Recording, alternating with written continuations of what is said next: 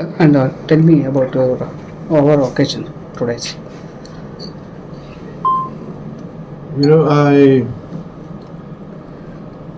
As a minister of the government from Mauritius, I am very often, very regularly, I come to India for official reasons and sometimes for personal or private visits. So this time, I have come to India on a personal visit, private visit, and because I wanted to meet a few of my friends. For example, yesterday I was in Mumbai and I had a meeting with the Deputy Chief Minister of the state of Maharashtra, Mr. Fadnavis, and I also had an appointment with Professor Srinivas, and I had told him for a few months that I was coming to see him because I wanted to come and see the college, the university here, the research center, and so during this visit, which is also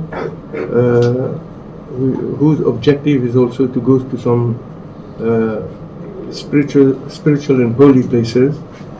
So I organized this visit to come here today. And I must tell you, I am very honored, pleased, and surprised by what I saw. The tremendous work that Professor Srinivas is doing on the level of the Ayurveda has surprised me a lot. An inspiring example for many other spiritual leaders. So he was in Mauritius a few months ago, and he also, when he was during his visit, he met our Minister of Health, and we discussed about the opportunity of setting up an Ayurveda center in Mauritius, or even a clinic, and the things are underway. Discussions are still going on, and of course, as we know, today Ayurveda, this healing science of India, is gaining momentum, is gaining traction all over the world, not only in India. And this is why we should encourage and applaud those who are promoting this science.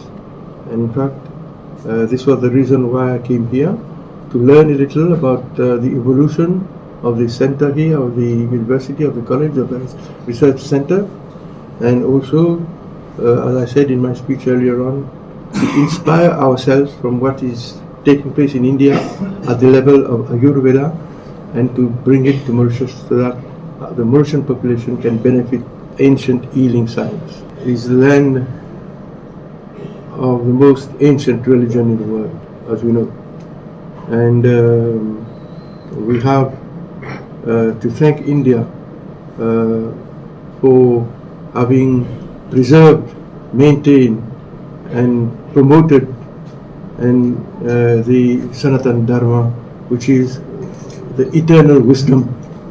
And I myself, have been coming to India for the past 30 years as a spiritual seeker.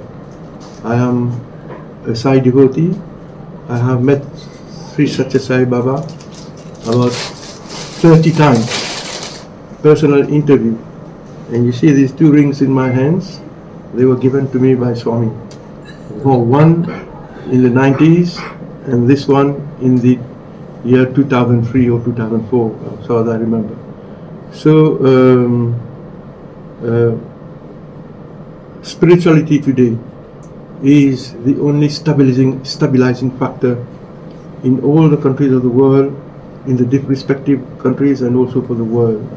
At a time when the world is undergoing so many changes, at a time when there are so many threats, natural threats like the pandemic we all lived through a few years ago, the COVID-19, and also when we see the conflicts still going on in Europe and in other continents also.